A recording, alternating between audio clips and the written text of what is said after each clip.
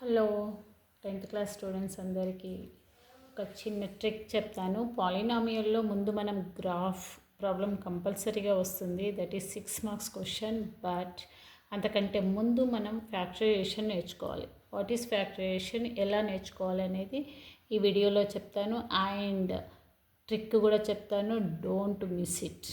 Okay, ఒకసారి చూడండి ఆ ఫ్యాక్టరైజేషన్ ఎట్లా చేయాలని. సాధారణంగా మనం చేసేటటువంటి ఫ్యాక్టరైజేషన్ ఇది ఉందనుకోండి, x² + x - 12.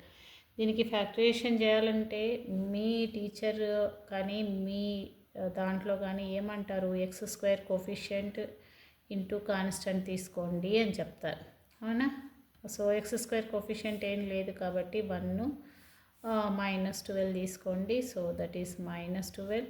ఈ 12 ఎక్కడెక్కడ పోతుందో చూడండి. ఓకే, అంటే 1 12s, 12 1s, 3 4s, 4 3s and 6 2s, 2 6s ఇలా చెప్తారనమాట. చెప్పేసి డైరెక్ట్గా మీ వాళ్ళు ఏం చేస్తారంటే ఇక్కడ +x రావాలి కాబట్టి అండ్ దీనికి +x వచ్చేది ఇది కాదు ఇట్లా తీసేస్తూ ఇట్లా పోయి అప్పుడు ఇది తీసేసుకొని x² -3x + 4x - 12. సో ఈ రెండిట్లో x కామన్ తీయండి, x - 3, 4 కామన్ తీయండి, ఇక్కడ కూడా x - 3 వస్తుంది. Then x - 3 into x + 4.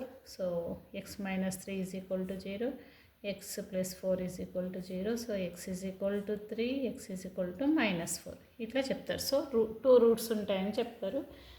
అది అర్థమయ్యే వాళ్ళకు ఈజీగానే అర్థమవుతుంది, చేసేవాళ్ళు ఈజీగానే చేస్తారు. బట్ అసలు విషయం ఏంటి అంటే, అసలు మ్యాథ్స్ అంటే కొంచెం భయపడి దాన్ని లాజిక్ అర్థం చేసుకొని వాళ్ళకి అసలైన విషయం స్టార్ట్ అవుతుంది. అసలు దానికి ఎట్లా ఫ్యాక్టరైజేషన్ చేయాలో అర్థం కాదు, ఎట్లా దీన్ని స్ప్లిట్ చేయాలో కూడా క్లియర్గా అర్థం కాదు.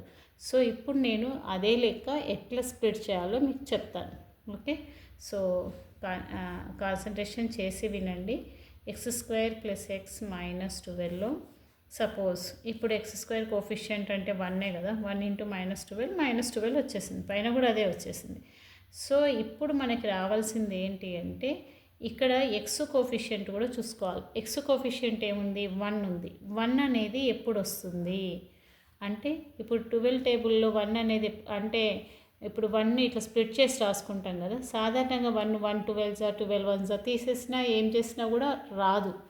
కానీ ఎప్పుడు వస్తుంది, 3 4s కానీ వస్తుంది, లేదా 4 3s కానీ వస్తుంది. అంటే 4లో నుంచి 3 తీసేసినా వస్తుంది, లేదా 3లో నుంచి 4 తీసేసినా వస్తుంది. కానీ ఇక్కడ ఏముంది, +x అని ఉంది.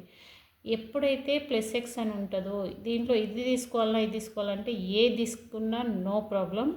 కానీ ఇక్కడ ప్లస్ అని ఉన్నప్పుడు పెద్ద 3 4లలో పెద్దది ఏదైతే ఉంటుందో దానికి ప్లస్ పెట్టండి. ఇక్కడైనా అంతే, ఏది పెడతారో ప్లస్ పెట్టండి. ఇక్కడ మైనస్ ఉంది కదా, మిగతా దానికి మీరు మైనస్ పెట్టేసేయండి. ఓకే, అప్పుడు మీరు ఎట్లా రాసినా ఆన్సర్ వస్తుంది. సో x² - 3x + 4x - 12, ఇది x² - 3x + 4x.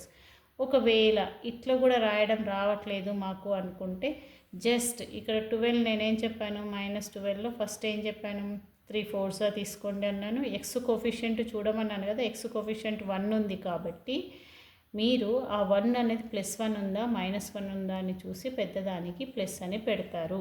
పెట్టిన తర్వాత సింపుల్గా రెండో దానికి ఏం చేస్తారు, ఇక్కడ మైనస్ ఉంది కదా, సో మైనస్ పెట్టేసేయండి.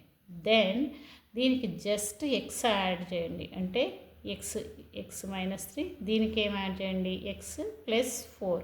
సో చూడండి, x - 3 x + 4 ఇదే కదా పైన వచ్చింది, x - 3 x + 4. సో అమేజింగ్గా వర్క్ అవుతుంది, ఇది చక్కగా వస్తుంది. Don't worry, follow this. And మిగతా క్వశ్చన్స్ కూడా మీరు అప్లై చేసి చూడండి. దెన్ హ్యాపీగా మీరు ఇది చేసుకోగలుగుతారు. Okay, see you next time.